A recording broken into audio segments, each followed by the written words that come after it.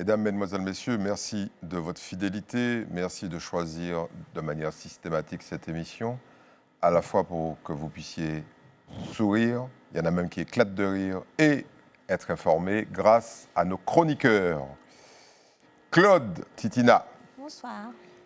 Ça va, Claude? Ça va très bien. Remise de vos émotions électorales? Absolument. Très bien. Il y en a un qui nous revient, qui était parti pendant une éternité. Emmanuel, ça va? Très bien. Bon. Bonsoir, bonsoir à vous toutes et à vous tous.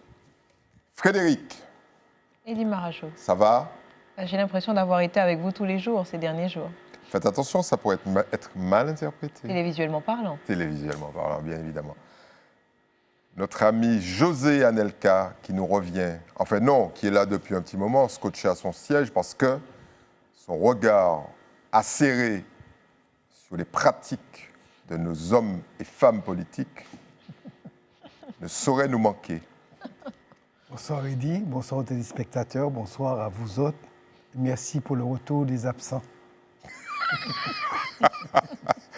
Bon, on vous félicite d'avoir été voté. On sait que 100% des téléspectateurs de cette année ont été votés. Vous avez accompli votre devoir citoyen et soyez-en remerciés. Et grâce à vous, 2 sujets sur 3 seront consacrés à cette espèce de chamboulement monumental qu'a connu le paysage politique martiniquais. Mais on ne va pas commencer par ça. Il vaut mieux garder les trucs un peu chauds pour la fin. Et on commence par quelque chose qui nous a manqué. Mais Claude, en particulier, était terrifié par l'idée de ne pas faire de commentaires sur Begin. Eh ben non. On revient avec Begin. C'est parti. Sujet fondamental pour l'avenir de l'autonomie alimentaire. L'éleveur qui a vu naître et grandir Begin est de retour en Martinique. Avec lui, toute une filière revient portée par un coup de projecteur inédit. Plus de 6 décennies après la première édition du Salon international de l'agriculture, un territoire ultramarin s'est imposé au cœur de l'événement. Une reconnaissance forte pour l'élevage local et pour celles et ceux qui le font vivre au quotidien. À notre grande surprise, il y avait énormément de personnes, des milliers de personnes qui sont passées nous voir et surtout les dom-toms qui se sont mobilisés pour venir voir Begin. Nous avons eu des échanges magnifiques, des échanges pour l'avenir puisque nous avons énormément d'éleveurs de l'Hexagone qui sont prêts à venir nous voir en Martinique et travailler avec nous par rapport à la rusticité de notre vache et Begin en est la cause. Une réussite construite sur le long terme, accompagnée notamment par la Chambre d'agriculture de Martinique. Selon son président, l'engouement suscité à Paris dépasse déjà les frontières du salon. De nombreux visiteurs envisagent désormais de venir découvrir sur place les savoir-faire agricoles du territoire. On a beaucoup de visites, parce que c'est un salon qui gagne 450 000, 600 000 visiteurs. Donc, on a des gens qui viennent visiter la Martinique à travers notre présence, mais aussi surtout prendre des contacts pour venir après, pour des séjours, notamment aussi bien des séjours touristiques comme des séjours chez les agriculteurs, à la ferme. Donc voilà, c'est pour nous un lieu très important. C'est également aussi un lieu pour faire connaître nos produits, notamment la transformation, puisque nous étions accompagnés d'un certain nombre de transformateurs avec des produits aussi divers que variés. Et c'est vrai aussi que ça permet aussi de pénétrer le marché national. Mais derrière une génisse d'exception comme Begin, il y a tout un réseau de spécialistes. À l'UEBB, Jessica veille à préserver la qualité génétique des cheptels et à limiter les risques de consanguinité. Un travail discret mais déterminant pour garantir la santé et la performance des élevages martiniquais. Le projet Salon s'est superposé, mais c'était les embryons d'abord, en tout cas chronologiquement parlant. Et 2025 donc, a vu, c'est vrai, une double première fois, à la fois une arrivée de cuves d'embryons produits à la demande de l'UEBB aux États-Unis, avec donc de la génétique 100% nouvelle pour nos territoires Martinique et Guyane. Et puis cette arrivée historique de vaches brahmanes en provenance de Martinique et qui ont foulé le sol hexagonal donc, depuis le mois de novembre 2025. Jusqu'au sommet de l'État, le travail des éleveurs martiniquais a trouvé un écho. Une dynamique encourageante qui nourrit désormais de nouvelles ambitions et laisse entrevoir des perspectives prometteuses pour l'agriculture locale. Bon, vous avez vu, il ne faut pas embêter André Prosper parce que c'est lui qui dit à Emmanuel Macron ce qu'il faut faire. Bon, donc, et là, on en a la preuve. Hein. Bon, et ça, c'était que au Salon de l'agriculture. Bien, alors, José, vous êtes mort de rire, évidemment, parce que vous avez le numéro de téléphone d'Emmanuel. Est-ce que tout ça a un sens, finalement? Parce que il y a eu, on va dire, une espèce de montée en puissance médiatique. Finalement, cette sacrée maladie a évacué les bovins du salon de l'agriculture. Et malgré tout, il y a eu de l'attractivité pour une vache qui n'était pas là. Mais c'est quoi les répercussions sur le plan local?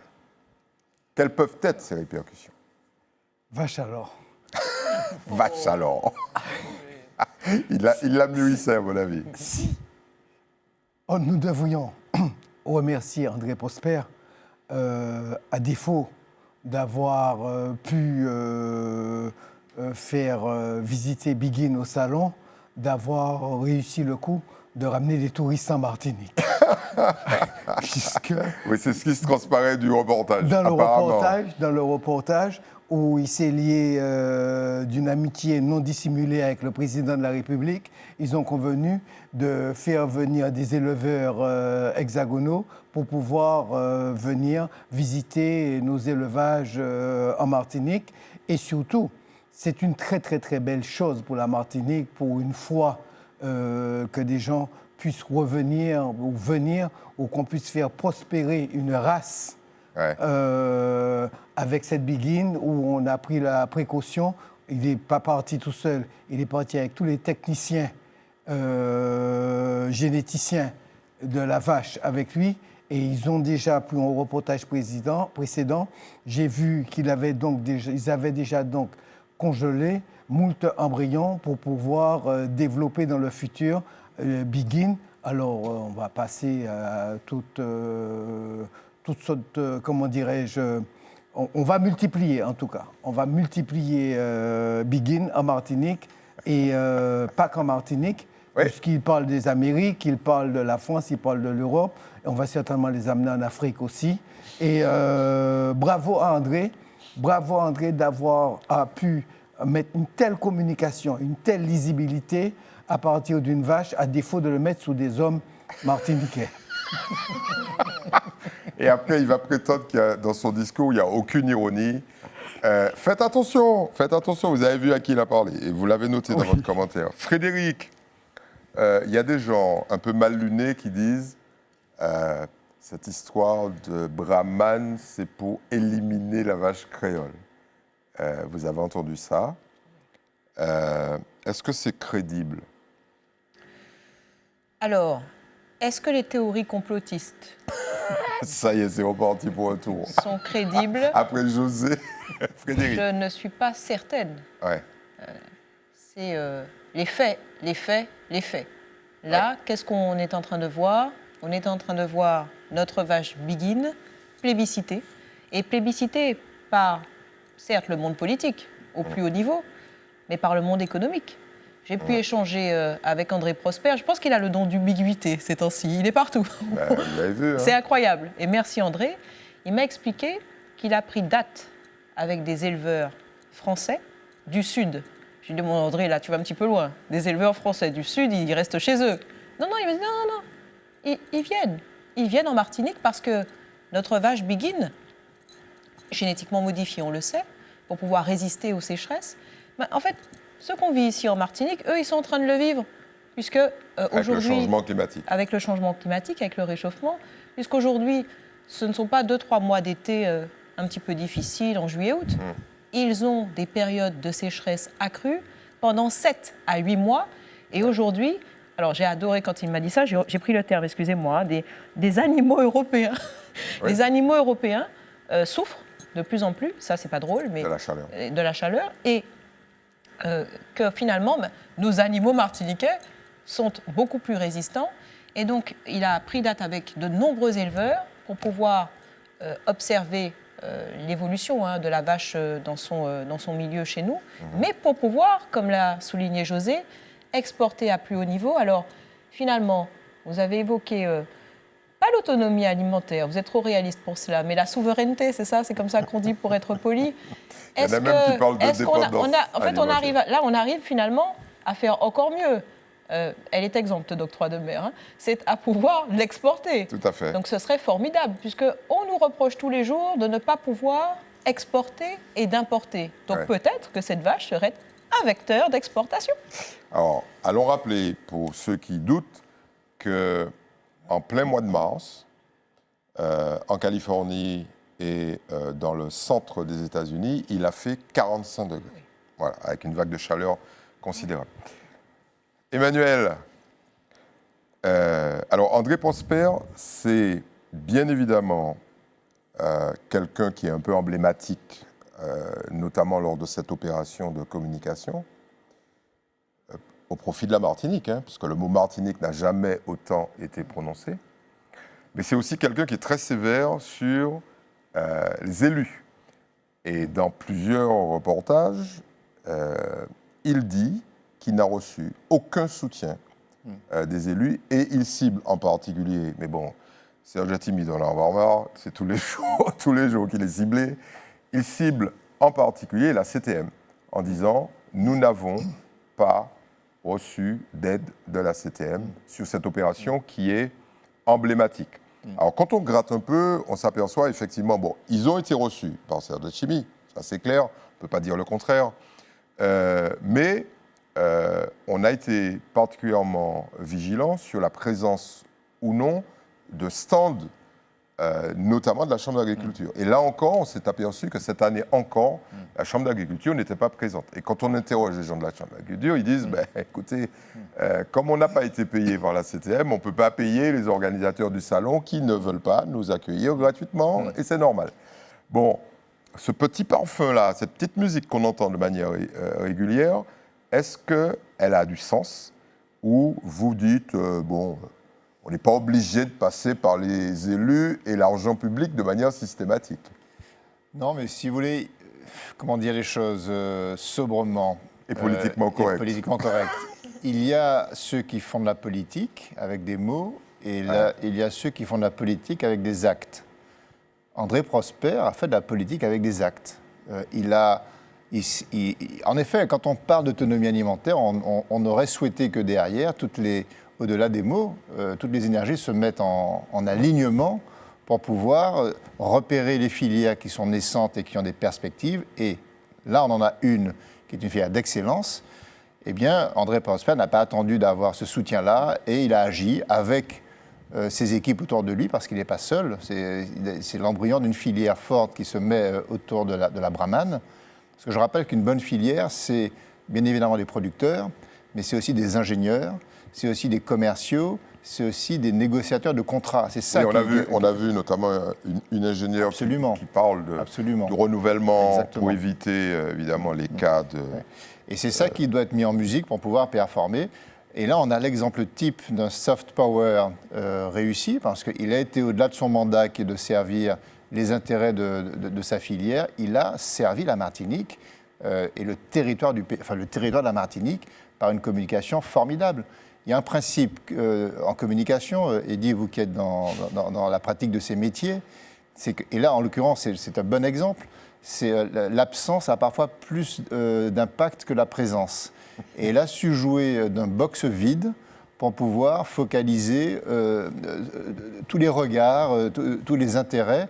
Et il a fait un coup de pub magnifique, le buzz a été énorme, et comme le dit si bien Frédéric, la Brahmane devient un produit d'exportation, mais pas simplement d'exportation de viande, d'exportation de process, d'ingénierie, d'intelligence. Moi, je trouve qu'il a rendu un service formidable, et j'espère que maintenant que ce travail est fait, les élus en place vont le reconnaître et l'accompagner, parce que là, il sert réellement la chose politique à travers son acte de producteur. Alors évidemment, il y a des élus qui en ont profité. On va les citer juste pour les embêter un peu, parce qu'ils étaient présents, ils ont apporté leur soutien. C'est M. Azero, M. Tabar et Mme Bellé qui étaient présents sur ces stands. Claude, vous êtes une fanatique d'André Prosper. On peut se demander s'il n'y a pas quelque chose entre vous. Vous démentez officiellement? Ça suffit, d'en rajouter pas. Non, allez, je vous embête, bien évidemment, et j'embête Dédé. Voilà. Tout ça, ça a bien évidemment un impact médiatique et touristique, on l'a vu, José l'a rappelé. On en profite pour dire le mot Martinique et de présenter la Martinique. Mais est-ce que c'est pas grosso modo, l'arbre qui cache la forêt, parce que la situation des éleveurs est particulièrement difficile. Et la situation, quand on élargit de la production agricole locale, est très difficile. Est-ce qu'au lendemain de la fête, on va se pencher sur une filière, on parlait de filières, des filières qui sont exemptes? Vous voulez qu'on revienne sur le sujet de la CTM et du manque de subventions et des choses comme ça? Non, C'est moi récurrent, j'aimerais avoir Oui, votre voilà. regard. Voilà. Parce que là, Non, mais on en rajoute. Non. Et puis après, les flonflons, quand la musique est terminée, quand les violons sont rangés, il y a une situation difficile. c'est même pas ça. Il faut voir un petit peu plus loin que ça. Premièrement, on a tous dit le succès qu'a connu l'exposition de Begin au Salon. Ouais. On a une deuxième édition, on va avoir un bis encore plus extraordinaire au Salon de l'Agriculture 2027. Parce qu'elle sera là avec son veau. Attendez, il y a eu cinq brahmanes qui sont partis. Ouais. Begin et ses 4 copines. Je l'ai dit que Begin était enceinte. Mais les 4 copines, maintenant, sont enceintes. Elles sont 5 à porter. Elles ont été inséminées par donc des spécimens enfin, qui viennent des États-Unis, de très grande lignée, parce qu'il s'agit de régénérer. Elles ne sont pas génétiquement modifiées. Un brahman est arrivé ici, des États-Unis, etc. Bref, elles ont été inséminées, et donc 9 mois de gestation égale ces veaux vont naître à la fin de l'année. Juste avant février. Et donc, nous aurons donc 5 Begin et ses copines, avec les Beginots, avec les 5 petits, en exposition au salon. Et je peux vous dire que ça va être quelque chose. Ça va être quelque chose, ça va faire un carton, comme le dit Emmanuel, d'autant plus que le salon 2027, ce sera aussi juste 2 mois avant la présidentielle. Oui. Avec tout ce que ça va signifier. Donc ça le président de la République va retrouver Dédé. Dédé et les fifis. Ça veut dire quoi? Ça veut dire aussi que cette exposition, cette première exposition, il y en aura une deuxième. Ça veut dire que les 5 petits qui vont naître vont revenir en Martinique, vont devenir également des reproducteurs, on ne sait pas encore, etc. Et donc là, on est dans le tout début. On avait dit qu'au départ, elle l'a dit, Jessica Perrette, j'en avais déjà parlé, l'ingénieur agro, spécialiste de génétique. L'idée, c'est de régénérer cette race, d'apporter du sang neuf et frais. Voilà. Donc, on est au début d'un long processus, avec en plus les visites, etc. Là, on est au début d'une ouverture immense et importante. Vous m'avez demandé sur la souveraineté, et alors? Là, plus que quelques secondes. Hein. Oui, non. Et alors? Il y a un début à tout, hein, moi, je veux dire. Non, moi, je vous ai parlé de l'état des filières. Je sais bien, mais on ne va pas faire toutes les filières là ce soir. On en a une, c'est la filière bovine. C'est un début, et André n'est pas seul. On a tous parlé d'André. Il y a également, il y a Jessica, il y a la présidente de l'Union des éleveurs de bœufs brahman, etc. Ils sont tout un groupe. On peut citer son nom, elle s'appelle Sandrine Mayotte. Il faut porter, il y a tout ce groupe derrière qui ont fait des choses fantastiques. Et je vous dis, là, c'est le début. C'est comme si on allumait une petite mèche de feu d'artifice. Bon, on attend. Soyons positifs. Et voilà. Et on espère que ça va être la même chose pour les moutons, le mouton pays, pour les coqs, pour tout ça. Mon ami, vous êtes mal engagé, mais c'est pas grave. Oui. On attend le feu d'artifice de 2027. Entre-temps, on apporte notre soutien et notre courage à tous ceux qui n'ont pas cette chance extraordinaire de visibilité totale. Bon, comme vous le savez, ça a été un show permanent pendant des mois, les élections municipales. Et là où on s'attendait à quelque chose de plutôt calme, ce n'est pas du tout ce qui s'est passé. Bien au contraire, il y a ce soir des gens qui pleurent, il y a même des gens qui sont carrément tétanisés par les résultats et qui n'osent même pas proclamer les résultats. Je m'arrêterai là. Ça, c'est arrivé. Sujet sur ces fameuses élections municipales et un nombre incalculable de nouveaux maires. C'est historique.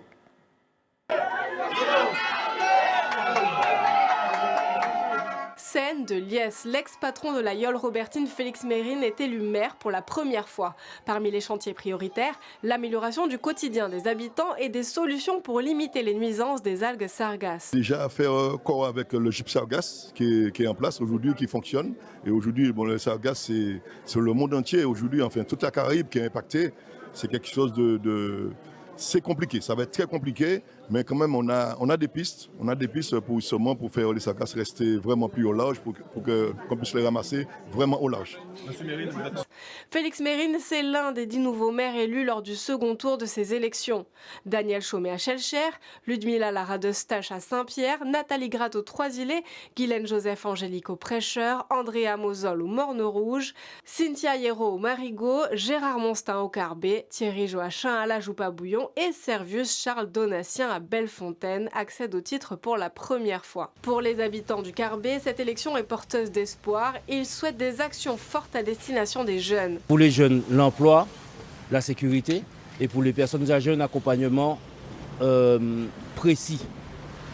Tout ce qui concerne la santé, le pouvoir d'achat aussi, puisque c'est le sujet du moment. En tant que mère d'enfants, j'ai 2 garçons et 2 filles, j'espère qu'il fera le nécessaire pour la jeunesse, car la jeunesse du Carbet, on a besoin. C'est le sport, tout ça, c'est le club sportif, tout ce qui est environnement pour les jeunes, pour les empêcher de traîner dans la rue. Et ça, c'est ce que je peux dire en fait. Et puis j'espère en plus pour le travail. Comme ça va me donner apte à mieux faire une activité. Gérard Monstin, lui, veut incarner cette proximité. Mon premier souhait, c'est d'appeler les maires du Nord-Caraïbe, de Casse-Pilote, au Prêcheur en passant par les auditeurs et leur dire il faut qu'on s'occupe de la piscine territoriale pour le fonctionnement. C'est important. Nos enfants du primaire, du collège, nos aînés et les sportifs ont besoin de cette piscine. C'est important. À Schellcher aussi, les habitants souhaitent un maire connecté aux problématiques du quotidien. On attend du nouveau maire qui soit plus proche de la population, en fait, vraiment une relation de proximité avec sa population, qui puisse entendre en fait ce qui peut se passer dans les quartiers, puisque évidemment la population, ça sort un petit peu des quartiers où il y a quand même des réalités qui sont parfois oubliées. C'est le transport et puis voilà, et puis il faut avoir des navettes, tout ça. Les enfants qui vont en classe, vous avez des gens qui vont travailler, qui ont besoin du bus. Tout le monde n'a pas de voiture.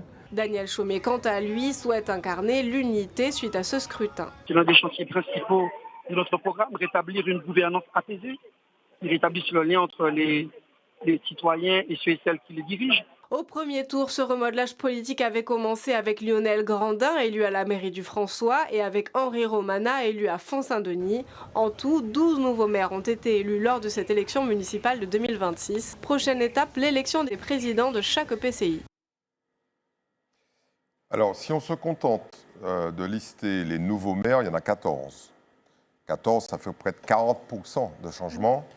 Mais si on ajoute les maires qui ont en cours pris le relais des maires qui n'étaient pas là en 2026, alors qu'ils avaient été élus en 2020, on monte à 21. On monte à 21, c'est-à-dire en clair qu'il y a un chamboulement quasi total du paysage. J'allais dire qu'il y a quelques dinosaures qui sont restés debout, mais on les félicite déjà. Parce que gagner une élection et résister à la vague qui a emporté les 3/4 des maires, c'est déjà pas mal. Alors, on va essayer de tirer des enseignements de tout ça. Et je vais commencer par Frédéric.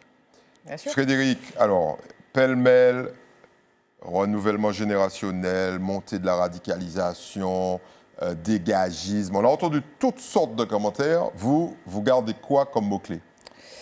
Gestion. Le mot qui n'a jamais été employé au cours des soirées électorales. Ça va nous changer un peu. Oui. Allez-y. Oui. Et pourtant, c'est ce qui est assez récurrent dans le discours. Je me suis amusée sur la page d'ATV, la page Facebook d'ATV, de sélectionner plus d'un millier de commentaires.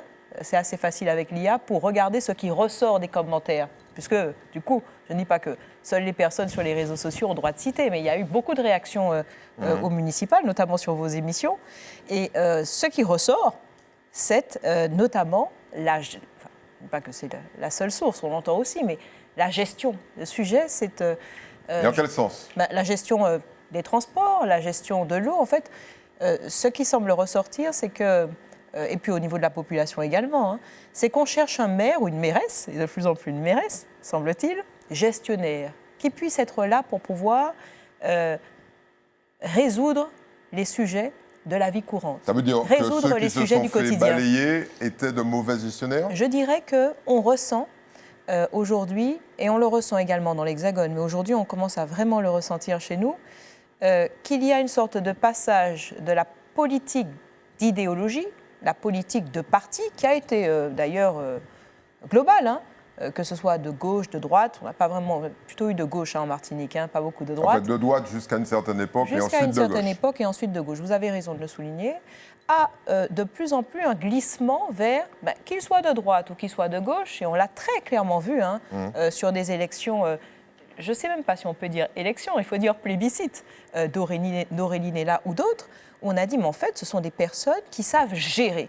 Ce sont des... Finalement, on se retrouve avec cette sorte de...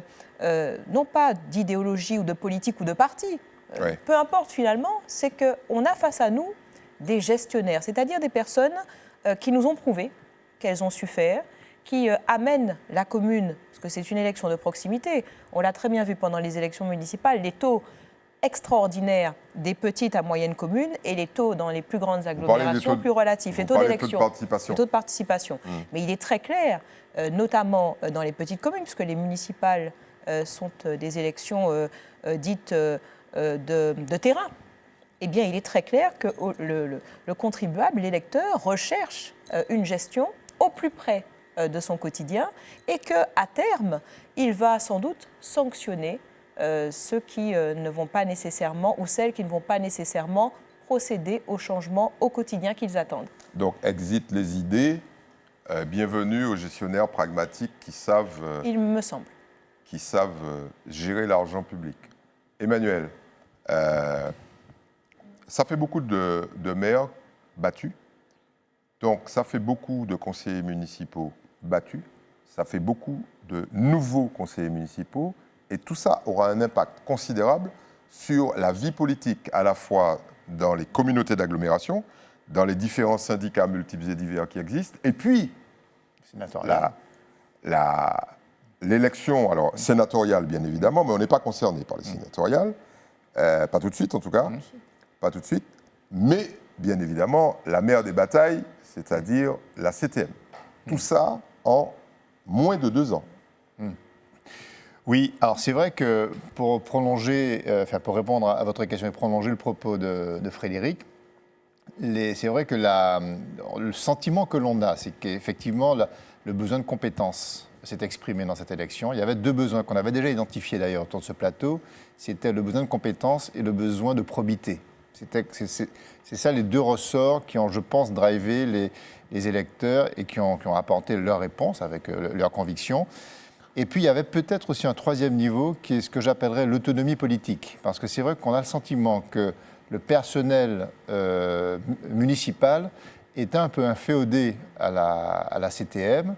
Et on avait peut-être, pour ceux qui observaient ça d'assez loin, le sentiment que les maires, finalement, ne fonctionnaient pas trop en tant que maires, mais en tant que caisse de raisonnement ou que caisse d'écho de ce qui se décidait à Plateau-Roi. Donc il y avait ce regard qui donnait le sentiment que la gestion des municipalités était figée, était un peu bloquée, parce qu'il y avait une mainmise qui bloquait un peu le système, avec des allégeances d'un côté. Bon, on voit d'ailleurs les unanimités bizarres qui étaient votées à chaque expression interne. C'était vraiment la traduction de ce côté un peu inféodé à la CTM. Là, aujourd'hui, on a un nouveau personnel qui arrive. Je pense que ce sont des maires qui arrivent avec une forme d'autonomie de pensée et qui pourront peut-être s'affranchir de ce rapport... de ce rapport avec le pouvoir central. Et peut-être à ce moment-là... Vous êtes très optimiste, hein, parce que peut-être que ça passe d'un pouvoir à un autre pouvoir, parce que, prenons un exemple, PIA. PIA aujourd'hui, c'est François, Marigot, Prêcheur, Ducos, Saint-Pierre. Oui, non, mais certainement, mais ce qu'il faut espérer maintenant, c'est que le signal qui a été lancé, c'est messieurs les maires, mesdames les mairesses, occupez-vous de nos sujets de préoccupation quotidienne, revenez sur les sujets concrets, abandonnez peut-être les grands sujets sur le statut, ces questions-là, en réalité, n'intéressent pas manifestement la population. En tout cas, elle a exprimé dans ce vote, cherchez plutôt à régler nos problèmes de transport, d'eau et de sécurité, qui est sans doute le problème le plus important qui a été exprimé par la population pendant ces élections. Claude, qu'est-ce que vous avez à nous dire sur justement, alors Frédéric a très clairement raison, les pertes d'influence des partis, des grands partis, avec quand même l'exception PIA, qui gagne à la fois des villes, mais aussi des conseillers municipaux, et illustré en particulier sur les pertes d'influence du PPM, parce que le PPM a été en danger à Basse-Pointe. Donc on en profite pour saluer l'élection de Marie-Thérèse Casimirius et la féliciter. Père Bellefontaine, maire PPM. Père Carbet, maire PPM. Père Troisillet, maire pas PPM, mais proche, très proche, membre du conseil exécutif à la CTM. Qu'est-ce que vous avez à nous dire sur cette perte d'influence des partis politiques lors des élections municipales? Parce qu'à l'époque, les partis comptaient le nombre de communes qu'ils avaient gagnées pour dire on est fort sur la Martinique. Oui, et puis on se souvient des élections régionales, par exemple, 2010, etc. C'était ensemble avec les maires, et d'ailleurs les listes de la CTM étaient composées de maires. Exactement, que ce soit à la région comme ensuite à la CTM. Alors là, quand on prend certains cas, on a parlé la semaine dernière de dégagisme, c'est moi qui avais employé ce terme. Oui, ça vous a valu des... Oui, mais justement parce qu'il y avait une volonté qui s'est traduite au second tour, parce que des maires en place depuis très longtemps, qui se croyaient, qui pensaient qu'ils avaient des réserves de voix, que le second tour allait rattraper, qu'on irait chercher les gens, etc., etc. Eh bien non, ça ne s'est pas exactement passé comme ça. Est-ce que vous pensez que dans certaines communes, certains auraient pensé que hier soir, ils ne seraient pas là il y a 3 semaines? Non. Donc, il y a de vraies surprises, c'est vrai. Il y a de vraies surprises, absolument. Alors, je ne sais pas, lié au parti, alors... Oui et non, parce que sinon, il y aurait certains maires qui auraient été très confortablement réélus, je pense... Non, on parle plutôt de perte d'influence des partis. Des partis, oui, non, mais il y a certains maires, voilà. Donc, il y a un peu de tout. Il y a aussi eu tout un contexte, on ne peut pas dire... Je veux dire, moi, je demeure convaincue, et ce n'est pas compliqué. Concernant le Trois-Îlets, je suis désolée, mais tout ce qui s'est passé autour du transport, en particulier du transport maritime, on ne peut pas dire que ça ait aidé sensiblement celui qui était en charge du transport à la CTM, par exemple. Donc, il y a certes, pour certains partis, c'est marqué plus que d'autres. En même temps, vous venez de le dire, il y a une bascule vers PIA. Donc, clair et net. Donc, je crois que là-dessus, ce sont tellement des élections de proximité qu'il y a eu parfois quelques confusions, entre guillemets. Vous avez vu dans le reportage, un maire, je rappelle, c'est pas France Travail, hein.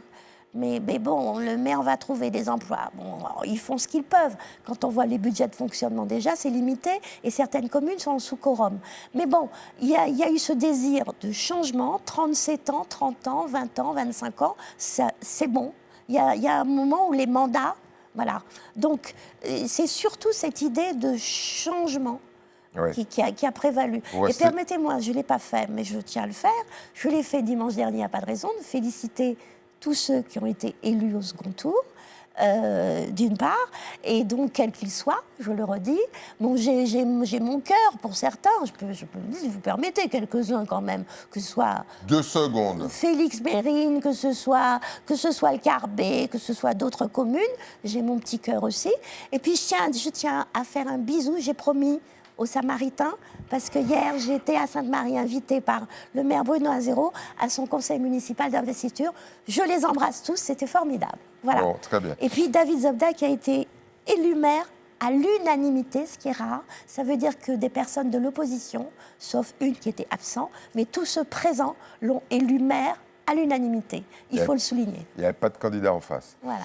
José, avec votre regard d'instructeur habituel, derrière cette joie qu'on peut considérer comme assez partagée sur sur l'ensemble de ces communes qui ont changé la donne, qui ont pratiqué, selon Claude Titina, le dégagisme. Vous avez quand même un regard un peu plus apaisé et probablement plus sarcastique. Je vous sens venir. Non, pas du tout. Je crois qu'il faut remettre les choses dans leur contexte et se dire que les élections municipales sont des élections de proximité. Ça, on l'a dit. Et les élections municipales, les électeurs ne vont pas élire des gens de parti. Ils vont élire des hommes et des femmes de leur commune. C'est d'abord le premier regard qu'ils ont. C'est vrai que des maires en place sont apparentés à un certain nombre de dirigeants qui ont eu d'énormes problèmes avec la justice ces l'an dernier. Ce qui fait que les gens ont envie de changement. Vous avez vu qu'on a plus de femmes que dans n'importe quel autre département. Oui. Et les femmes, quand elles se présentent en Martinique, se font élire. Donc les gens ont envie de changement. Mais pour ceux qui s'étonnent de voir 9 femmes à la tête des communes en Martinique... On va traiter le sujet. Non, j'ai envie de leur dire qu'il y a plus de femmes dans le pays que d'hommes et que les femmes sont généralement des gestionnaires dans les ménages. Donc, il y a 52% de femmes. Oui. Alors, sur la population globale, 52% de femmes, 48% d'hommes. Alors, j'entends depuis tout à l'heure, que les maires apparentés PPM ont globalement perdu, à part Didier Laguerre à Fort-de-France, et que des maires apparentés PIA sont élus. Je dis que ce sont des nouvelles promesses pour le pays. Je ne crois pas qu'on fasse élire des gens appartenant à des pays. Au moment où je vous parle, les gens ont un autre regard. Il se trouve qu'accessoirement, ils sont dans PIA. Ça ne va pas durer, certainement, puisqu'une fois qu'ils sont à la tête des collectivités, peut-être qu'ils voudront s'exonérer de ça. Donc, ça, on l'attendait le missile, il est parti. C'est votre téléphone qui va sonner. Ne vous inquiétez pas, mais vous avez l'habitude. C'est pas grave, non, j'ai l'habitude. Et je vais dire, mais je retiens que c'est surtout une élection de proximité et que des gens cherchent de nouvelles gouvernances parce qu'en fait, ils sont en souffrance, vous l'avez dit, pour les transports, ils sont en souffrance pour le paiement des factures aux entreprises, mais aux collectivités aussi, aux associations et tout ça, et que les gens ont envie de ces changements-là, et qu'il y a aussi l'entêtement de certains à vouloir perdurer dans l'exercice de maire quand ils n'ont pas donné satisfaction à la population et qu'ils n'ont pas la sagesse en 30 secondes de passer la main et de préparer la succession et qui sont sortis de manière peu élégante pour certains. Il y a des contre-exemples parfaits, c'est par exemple le maire du Vauclin, qui à l'époque a transmis. A transmis ? Très bien. C'est ce qu'il faudrait se faire. Monsieur Cléon, un petit coucou de notre part et félicitations Il y aura des transmissions à Jimmy. à venir. Bon, eh bien, on l'a évoqué, on va le traiter, la féminisation du personnel politique municipal. Je rappelle que la parité est une obligation, sauf pour les têtes de liste. Et là, c'est la marche en avant, quasiment inéluctable. On est passé de 4 à 9 femmes. Sujet. Les 15 et 22 mars, les urnes ont parlé. Le peuple a choisi de confier les clés de 9 communes à des femmes. Un signal fort envoyé par la population et revendique un nouveau cap dans l'exercice du pouvoir local. Une prise de responsabilité assumée qui redessine le visage des mairies et ouvre une séquence politique résolument tournée vers l'avenir. Comme aux Trois-Îlets où Nathalie Gratte met fin à 36 ans d'hégémonie d'Arnaud-René Corail. Tout d'abord, pour moi, les Trois-Îlets ont gagné. C'est clair et net, ce n'est pas uniquement la victoire de Nathalie Gratte. Et donc, du coup, on va se mettre tout de suite au travail. On est prêt à travailler pour les Trois-Îlets. Donc, déjà, l'investiture, la mise en place du conseil municipal. Et puis, comme nous avons annoncé dans notre programme et pendant la campagne, un audit financier et organisationnel, effectivement, pour faire le point, mettre les choses à plat en termes de ressources financières et humaines pour mettre en œuvre le projet de ville pour lequel la population nous a élus ce soir. Et puis, assurer pour les projets déjà en cours. Au lendemain des élections, dans la rue comme sur les marchés, les électeurs disent majoritairement accueillir ce changement avec enthousiasme. Beaucoup évoquent une évolution des mentalités et l'arrivée d'un véritable vent de fraîcheur dans la vie politique locale. Je pense que c'est une bonne chose parce que les femmes étant la moitié de l'humanité, parce que la société martiniquaise, elle est beaucoup matriarcale, je pense que c'est une très bonne chose que les femmes arrivent aux responsabilités parce que, vu ce que font les hommes, elles ne peuvent pas faire pire. Encore une fois, je pense qu'il faut du courage pour pouvoir se greffer dans un monde masculin, hein. Il y a d'autres milieux qui sont très masculins et les femmes osent. Et je pense qu'il faut des hommes et des femmes et que les femmes peuvent prendre cette place-là dans la politique. Les femmes qui ont pris le pouvoir dans plusieurs mairies, je pense que c'est un premier pas qui se fait justement en Martinique. Et je pense que c'est un chemin de bataille qu'ils vont faire, justement. Oui, mais c'est une bonne chose. Hein. Je pense que la nouvelle, c'est bien. On n'a jamais vu une femme maire à Saint-Pierre. Donc c'est bien. J'espère qu'elle va continuer. Elle va faire son travail, elle va continuer le travail qu'elle va faire. Voilà, après c'est tout. Au Marigot, le maire sortant Joseph Perrast s'efface au profil d'une nouvelle équipe. La candidate Cynthia Hierro s'impose nettement au second tour, traduisant dans les urnes une volonté claire de changement. Une très grande fierté, non seulement pour moi, mais pour mon équipe surtout, parce que nous sommes partis de rien et nous avons mené une très belle campagne, digne dans le respect, avec des valeurs fortes et un programme qui, je pense, a séduit la population et surtout une approche qui a séduit les citoyens et les citoyennes. Et les résultats qui ne sont pas encore définitifs nous laissent penser qu'il y a une forte attente. Et donc, dès les jours qui viennent, il faudra qu'on se mette au combat pour satisfaire cette population. Au Morne Rouge, c'est la candidate Andrea Mosol qui l'emporte. Toujours dans le Nord Caraïbe, Guylaine Joseph Angélique s'impose également au second tour face à son adversaire Roger Nadeau. Et à Saint-Pierre, Ludmila Lara-Destache crée la surprise en battant le maire sortant Christian Raffa. Une présence féminine particulièrement marquée sur ces territoires, avec 3 femmes élues, rien que dans le Nord Caraïbe. Un basculement symbolique pour ces communes où les électeurs semblent avoir fait le choix du renouveau. Reste désormais à ces nouvelles équipes municipales de transformer l'essai et de prouver que ce vent de fraîcheur peut aussi devenir un véritable souffle d'action. José, vous avez averti, on a un taux de féminisation plus important que sur le plan national. Fallait aller le chercher et le découvrir. Claude, Marigot, Morne-Rouge, Prêcheur, Trois-Îlets, Ducos, Morne-Vert, Trinité, Basse-Pointe, Saint-Pierre. La femme commence à s'imposer. Alors, elle sait, grâce à la loi, oui. Elle est à égalité dans les conseils municipaux. Mais là, il n'y a pas de loi sur les têtes de liste. Et là, on est bien d'accord que l'opinion publique impose des femmes. Ça veut dire quoi? Est-ce que ça aura un impact sur un certain nombre de secteurs, en particulier quand on analyse les affaires en cours, notamment avec l'Agence française de lutte contre la corruption, on s'aperçoit que 85% des affaires, c'est des hommes. Est-ce qu'une femme résiste mieux ou ces maires vont résister beaucoup mieux aux tentatives de corruption? Pour répondre à votre question, seul l'avenir nous le dira. Ça. Mouillez-vous un peu, Claude. Non, c'est pas une question de mouiller, on verra bien. On vient de loin quand même. Donc, qui l'eût cru, je veux dire, il y a 2 mois sur ce plateau, qui aurait dit qu'on aurait autant de femmes Non, mais personne. Donc là, on est dans une Mais on nouveauté. était déjà surpris par le nombre de candidates. De candidates et de listes, et de têtes de liste. Voilà. Et même dans les triangulaires et dans les... Voilà. Au premier tour, c'était déjà un signe tout de même. Parce que pour certains maires, c'est pas passé très loin. Hein. Oui, tout à fait. Oui. Quelques... On ne va pas les citer. Mais bon, il y aurait pu avoir plus de femmes. On aurait pu, absolument. Parfois aussi, on met des femmes tête de liste et puis on fait des choses par derrière. Mais bon, c'est pas grave, c'est comme ça. C'est pas que ici, c'est partout. Donc, y compris dans l'Hexagone. Ça, c'est la politique. Ouais. Bon, alors là, on a cette nouveauté, il y a ce désir. Alors, vous avez vu quand même, il y a un rajeunissement. Oui. Parce que non seulement, certes, il y a les femmes, mais elles sont beaucoup plus jeunes aussi.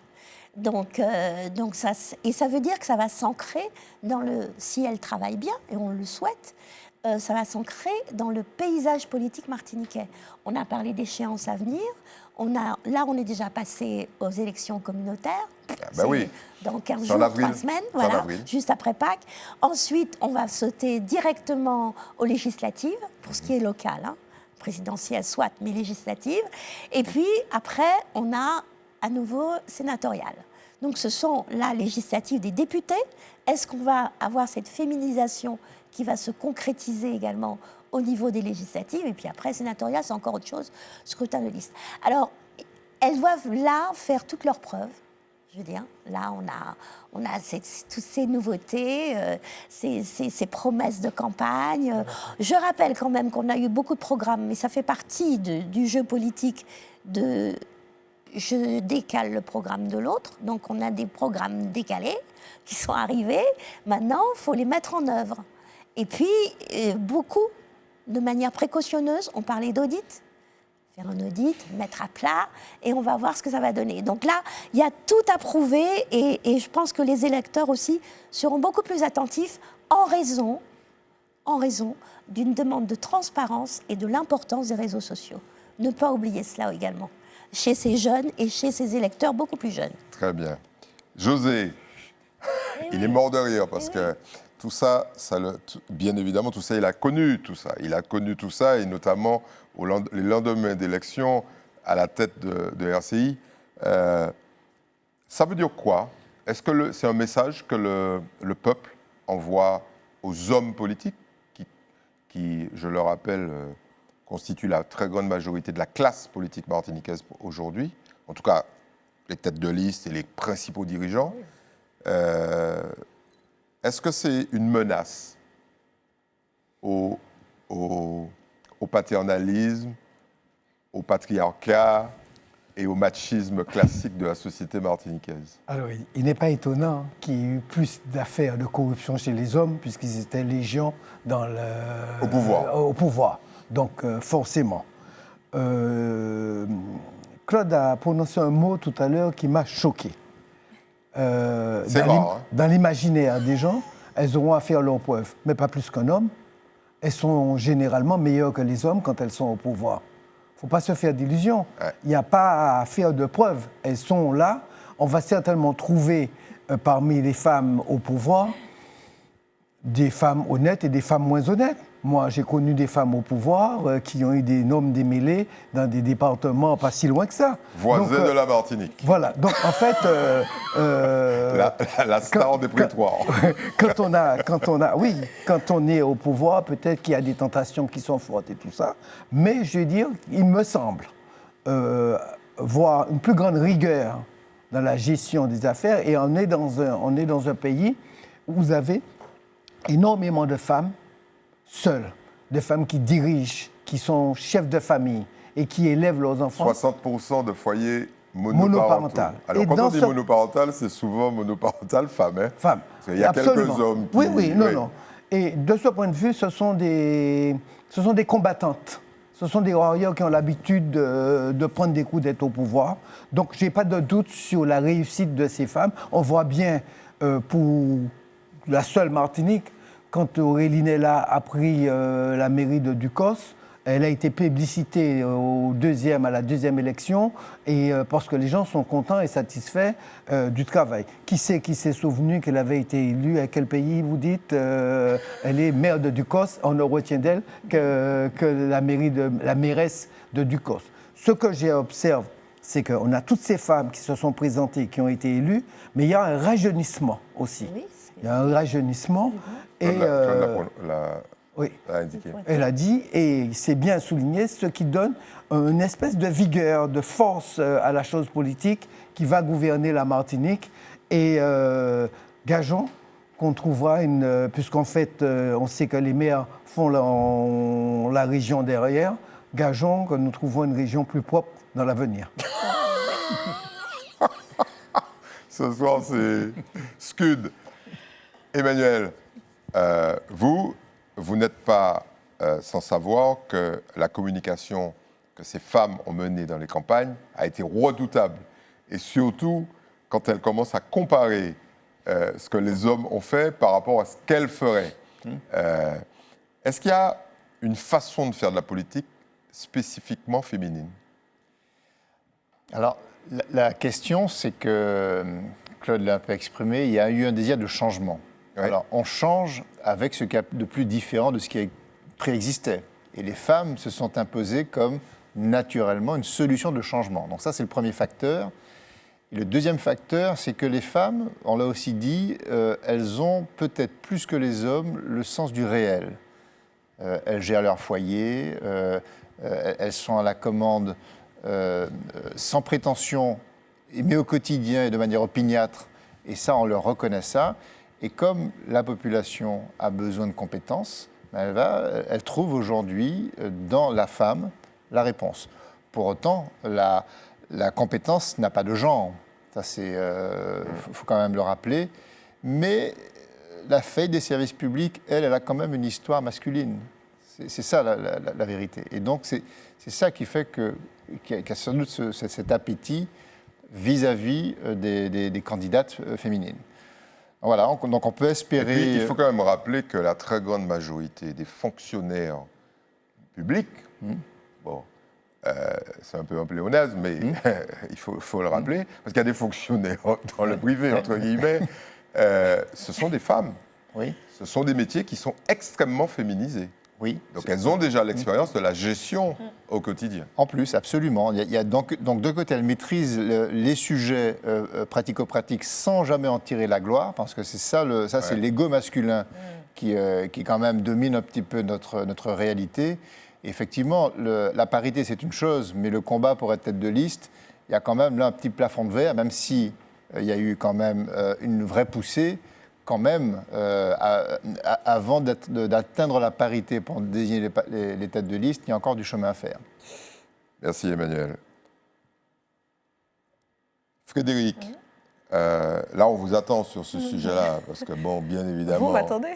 Non, nous, on est plus de 80 000 là, on vous écoute. On est suspendus à vos lèvres. Allez, c'est parti, parce que... Alors j'ai remarqué quand même que la plupart de ces femmes élues avaient une expérience municipale. Oui. Elles étaient dans des conseils municipaux, il y en a qui étaient dans les cabinets du maire, il y en a qui étaient élus. Ça ne vient pas comme ça, hein, ça ne tombe pas du ciel. Il y a un vrai travail. Alors je ne vais pas vous l'apprendre, mais rapide hommage historique à Madame Louisa Mariello, qui était une pionnière mairesse en Martinique dans les années 40. Et on l'a oubliée.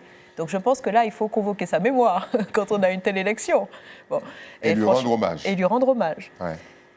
Concernant... C'était déjà une femme du Nord. Hein. Oui, absolument. Ah, c'est vrai, c'est vrai. Eh oui. Concernant l'historique et l'expérience, j'ai très souvent entendu sur le plateau des élections municipales parler de formation, de manque de formation, etc. Il faut dire que ces femmes ont d'abord eu un passé formatif de fonctionnaires avant de se lancer dans la politique. Mais ce n'est pas au hasard, ce calendrier. Parce que je me suis fait expliquer, je ne le crois pas en tout cas, parce que je me suis fait expliquer par une élue notoire de la Martinique que la vie politique pour une femme, déjà ce n'est pas évident pour un homme, mais pour une femme avec des enfants en bas âge et avec une famille particulièrement monoparentale comme chez nous, c'est une affaire quasi impossible. Elle m'a bien expliqué, elle m'a dit, tu te vois à 3 h du matin te réveiller pour aller gérer une tuerie à tel endroit ou à tel endroit. Enfin, il faut comprendre que les femmes gèrent de front, et c'est pour ça que le fonctionnariat est plus sécuritaire, même si elles travaillent énormément, mais il y a des horaires, il y a des week-ends, enfin, elles travaillent tout le temps, mais je veux dire qu'elles peuvent respirer grâce à cette organisation. Mais quand vous êtes une élue, vous n'avez plus le temps. Et d'ailleurs, j'ai envie de globaliser le sujet, ce n'est pas uniquement qu'en politique, on le voit dans tous les grands métiers managériaux, il y a une sous-représentation des femmes. Ce n'est pas une question d'incompétence, c'est que les femmes font le choix quasiment systémique de s'occuper du foyer, des enfants, parce qu'elles ont, tu parlais du réel, c'est vrai, mais elles ont bien évidemment à cœur et en première ligne de s'occuper de leur foyer, et puis elles développent aussi une humilité, un pragmatisme par rapport à ça.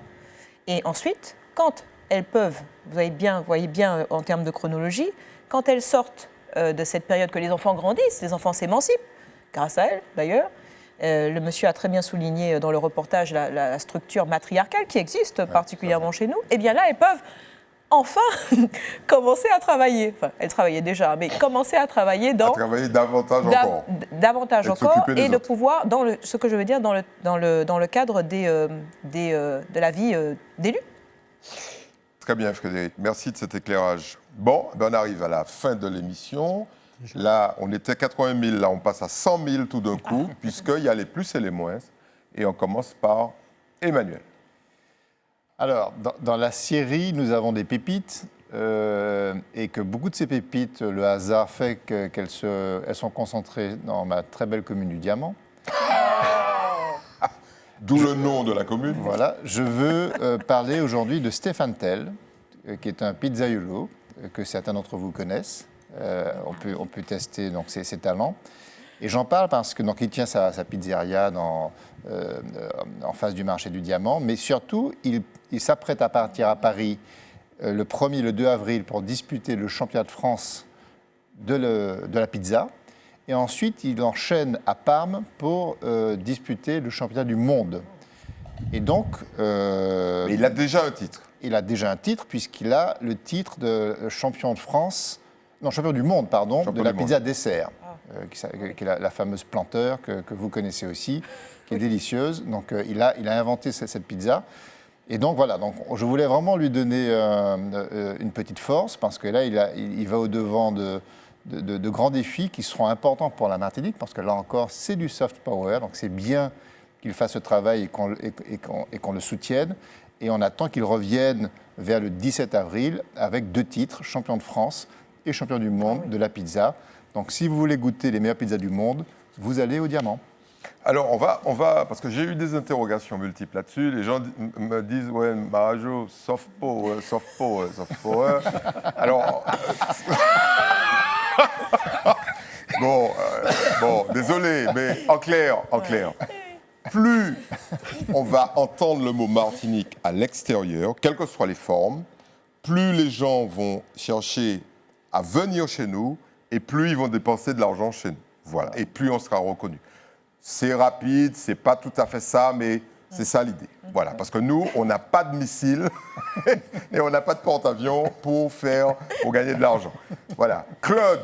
Alors, moi, j'ai 2 choses. La première, une petite, d'abord, non pas rectification, précision d'importance. La semaine dernière, j'ai parlé de chef étoilé martiniquais. Ouais. Et alors, il y a eu une ou 2 petites remarques. On a dit, j'ai pas parlé du restaurant du fils de José. Enfin, non, mais attends, qui a une étoile, si, Baïta. José, calmez-vous, José, calmez-vous. Mais oui, mais non. C'est pas de votre faute, de toute façon. C'est pas de votre faute. Non, mais Sébastien a créé, il est cofondateur d'un restaurant formidable, étoilé, Baïta, mais le chef, c'est une dame, Julia Sévédjean, qui a eu une étoile. C'est pour expliquer aux gens que j'ai parlé des chefs, c'est-à-dire ceux qui reçoivent les étoiles. Quand on les appelle sur scène, on n'appelle pas le PDG, le machin, on appelle le chef. C'est pas grave. C'est pas grave. Voilà, c'est une petite précision. Il ne faut pas comprendre à mon avis, les abricots et les patates. Dans les hypermarchés, voilà. José va être agressif. Non, mais il faut le dire aussi. Il est déjà. Mais là, il va être encore plus agressif, parce que les gens vont dire, mais José, où il y a un restaurant, on va inviter nous. J'aurais eu des petites remarques à faire, mais que je... Et puis à Paris. J'aurais eu des petits plus et des petits moins, mais que je réserve pour mon futur roman, vous savez. Alors, je vais donc vous parler ce soir... Exactement, tranquille. Bon. Je vais vous parler ce soir d'une chose, on va rebondir. Très court. Hein. Oui, très courte, mais pour une fois que je lis, c'est assez rare pour être souligné. Françoise Giroud, dans une interview au Monde, en 1983, elle disait « La femme serait vraiment l'égale de l'homme le jour où, à un poste important, on désignerait une femme incompétente. » Ah oui, donc, magnifique. Voilà, donc oui. je reprends la phrase, parce que pour ceux qui n'auraient pas, la femme serait vraiment l'égale de l'homme le jour où, à un poste important, on désignerait une femme incompétente. Bienvenue au nouveau maire. Donc, voilà. Exactement. Je savais qu'il allait nous lâcher un truc. Voilà, donc on est en train de progresser. On va en faire le symbole absolu de notre émission. Merci Françoise, femme très formidable. Bien. Et on va être attentif à celles qui vont être nommées désormais. Frédéric, ça ne peut pas vous arriver, ça. Peut-être. Peut-être pas. Mais je vais vous parler du coup de gestion. Allons-y. Avec Martinique Transport. C'est reparti pour ça y est, la trêve est terminée. J'ai respecté. Hein. On peut attaquer. J'ai respecté. Alors allons-y. Écoutez, franchement, on repart sur une grève qui pénalise nos concitoyens. Alors moi aussi, j'ai fait mon petit texte, mais je le connais quasiment par cœur. La trêve, elle a fini avec les élections. Le transport est donc, d'une certaine façon, l'otage du pouvoir.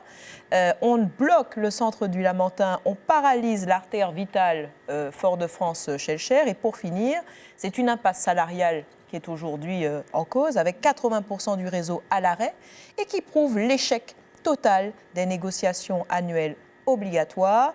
On est sur une fragilité territoriale systémique avec un seul sous-traitant en crise qui fait s'effondrer tout l'édifice de Martinique Transport. Messieurs les maires, les EPCI, enfin tout le monde, réveillez-vous, c'est le moment. Une nouvelle mairesse.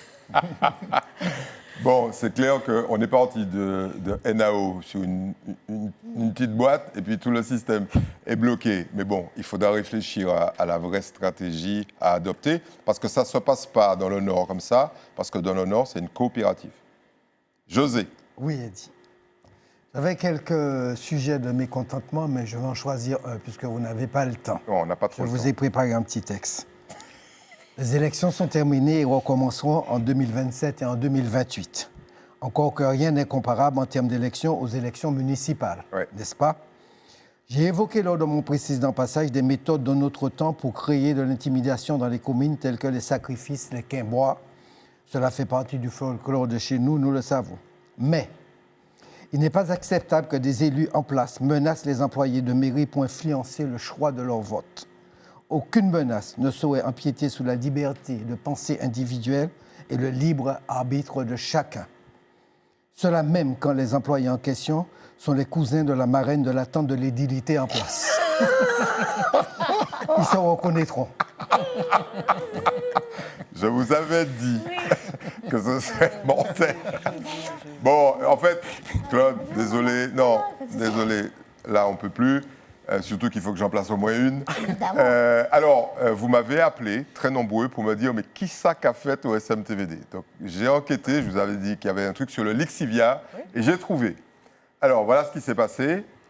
Il y a eu, en décembre, un appel d'offres pour traiter ce qui est un poison, un véritable poison, c'est le jus des ordures. Hein. C'est pas très agréable, mais il faut quand même en parler. Ça va dans la mer, en fait, bon, catastrophe. Il y en a minimum pour 300 000 mètres cubes. OK? Alors, je vous avais donné le tarif pour que vous puissiez faire un petit calcul. C'est entre 150 et 200 euros le mètre cube. Donc, vous multipliez, vous verrez combien ça représente. Donc, il y a un appel d'offres et il y a une seule société qui répond. Cette société, je ne vais pas rentrer dans le détail, c'est une espèce de fusion entre des Martiniquais et des Canadiens. On va dire ça comme ça. Et il semblerait que la réponse... Alors, ils sont tout seuls, normalement, ils devraient avoir le marché. Eh bien non, il semblerait qu'il y ait un organisme qui gère la gestion des marchés pour le SMTVD qui ait dit on va retarder. Et les cadres, certains cadres ont dit on va retarder. Le temps pour un certain nombre d'autres individus de monter une société très rapidement et de faire une deuxième offre. Et évidemment, la première offre, qui était la première et seule, a été évacuée au profit de la seconde. La seconde qui est beaucoup plus chère que la première. C'est pas grave. Et il semble... Alors là, vous allez peut-être avoir la réponse parce que je vais inviter le président du SMTVD qui, lui-même, a été surpris de ce choix. Il va nous dire la vérité. À très bientôt, monsieur le président du SMTVD. Voilà. Donc vous avez voulu savoir. Ça, c'est une partie de la vérité. On va savoir plus avec le président. Je remercie mes chroniqueurs. Je remercie en particulier, vous permettez que je le fasse, José, de prendre autant de risques dans les hypermarchés, en attaquant de manière fine et structurée un certain nombre de gens. Je remercie Frédéric, Emmanuel et Claude. Et je remercie surtout nos équipes techniques et, on ne le fait jamais, la rédaction. La rédaction qui fournit un travail fantastique sur le terrain et auquel nous adressons nos félicitations. À la semaine prochaine. À la semaine prochaine.